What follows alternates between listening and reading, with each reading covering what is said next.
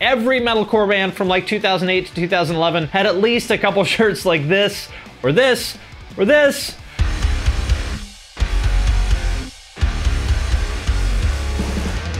What's up, everybody? I'm Finn McKenty. This is the Punk Rock MBA, and welcome to what I think and hope is going to be the first installment of a new series where I look at the most funny and interesting and weird and stupid fashion trends that have come and gone in the scene. The like punk, hardcore, metal, whatever scene. I don't mean just scene, although that is definitely going to be part of this. And as always on this channel, I'm going to try to dig a little bit deeper. This isn't just going to be a list of like, LOL, remember when we did this or that? But before I get into that, first I want to thank Storyblocks Audio for sponsoring this video. Storyblocks Audio is a great service for when you're in need of a quick soundbite for any project. You get unlimited downloads from studio quality audio clips, loops, music tracks, and sound effects with a membership to Storyblocks Audio. All content is royalty free, so you can use it for commercial and personal projects such as YouTube videos. New clips are added regularly, so there's always something fresh to download. I would very highly suggest checking this out if you do a podcast, videos, games, anything where music and sound effects is involved. Because good music, good sound effects, good sound design, it makes a huge difference. I would actually say that audio quality is more important than video in a lot of cases, and finding high quality audio that doesn't cost an arm and a leg is by far the biggest pain in the butt for me and I think a lot of other creators, and Storyblocks Audio instantly solves that problem. There's over 42,000 sound effects, so now when I want something, I'm not gonna have to Google and go through all these like sketchy, crappy, free wave sound effects kind of sites. It's all right there for me on Storyblocks Audio. If you want to learn more about Storyblocks Audio, just hit that link in the description. And with that out of the way, let's get into it. I'm going to be talking to you guys about all things neon. First up, the neon cartoon monster merch trend. One of my personal favorites. I'm guessing everybody watching this knows what I'm talking about, but just in case you don't, or maybe if you need a little quick refresher, what I'm talking about is the whole trend of bands making merch that looks like this,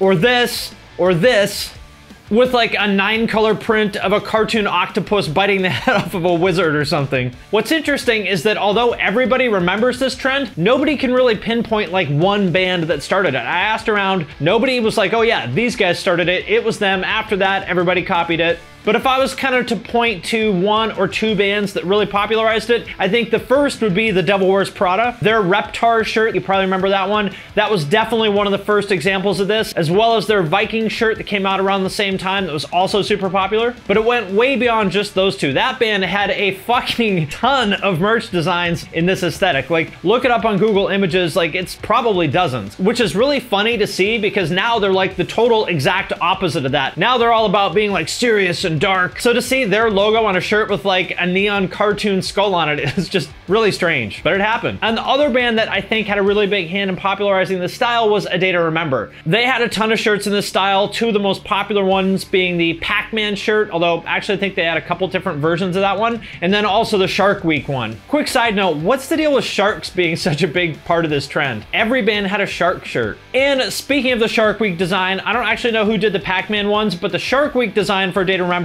is by a guy named Mike Cortada, also known as Mike C Hardcore. Check out his work if you're into this stuff. He's done a ton of shit for A Day to Remember, as well as pretty much every other band in the like Warped Tour world. Pierce the Veil, Sleeping with Sirens, The Devil Wears Prada, All Time Low. And another one of the big artists in the style was a guy named Dan Mumford. You might know him for doing the artwork to A Day to Remember's album Homesick, as well as the cover art for Plagues by The Devil Wears Prada, and cover art and merch designs for a zillion other bands in the genre like Of Mice and Men, Trivium, Black Dahlia Murder, and I don't know, probably a couple dozen others. I hadn't really kept tabs on his career, but in researching this video, I found that he's actually now a really successful freelance illustrator working with some really big name entertainment clients like Disney and Wizards of the Coast, among others. Very cool to see him level up like that. He's put in the work and he deserves it. And I know neon can sometimes be very intimidating to style. And I could go on forever listing examples of this kind of thing because every metalcore band from like 2008 to 2011 had at least a couple shirts like this, or this, or this,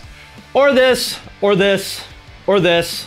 I think after a while, bands would just put their logo on like any random illustration of like a cartoon monster for no reason. Attack Attack in particular had a bunch that just made like absolutely no sense. Hey guys, what should we have for our next merch design? How about a yellow cartoon Triceratops? Wait, no, I got it. How about a crazed McDonald's manager with tattoos? Why not? I mean, their music made no sense either, so why should their merch? Now, I asked around and nobody could really tell me how well this stuff sold, but I guess it must have sold pretty well because bands kept making them for quite a while. until the whole trend kind of ran its course, maybe around like 2012 or so, when kind of overnight everybody's merch started looking like this. But I also want to give a shout out to some of the companies and artists that were kind of driving this look as well. My personal favorite one being Rockett. They had some of the very best graphics in this style. I really wish I still had my Rockett Space Wolf shirt, but it would probably look pretty stupid if I wore my Space Wolf shirt in 2020, so probably best that I don't have it anymore. Another really cool brand was Electric Zombie, which, if I recall correctly, was started by a guy who used to work for Rockett. There was also Arkaik. I don't really know too much about that company, but they were around as well. And of course, Glamour Kills. They weren't really a cartoon monster brand exactly, but they were like kind of sort of in that world. Super cool company. I've always been a huge admirer of what Mark did with that brand.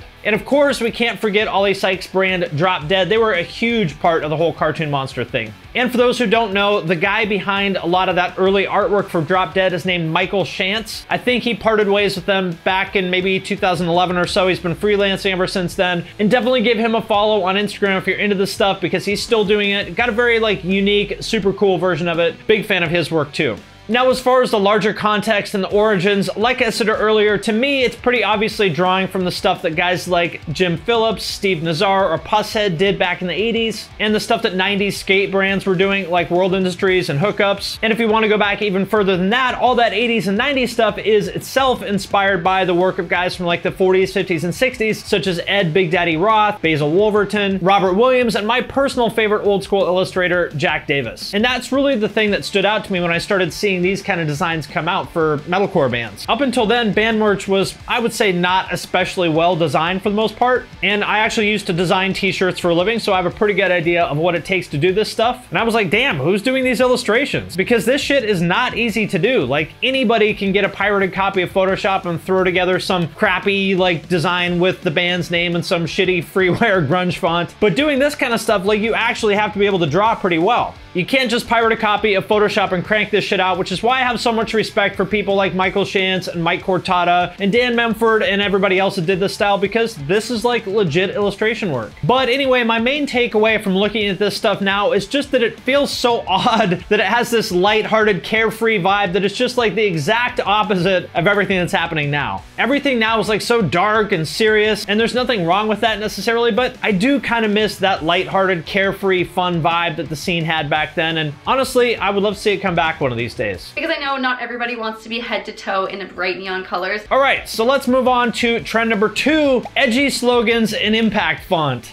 I think if this is like the angry, troubled stoner cousin of the more G-rated, innocent cartoon monster trend. I'm talking about stuff like this, or this, or this, or this.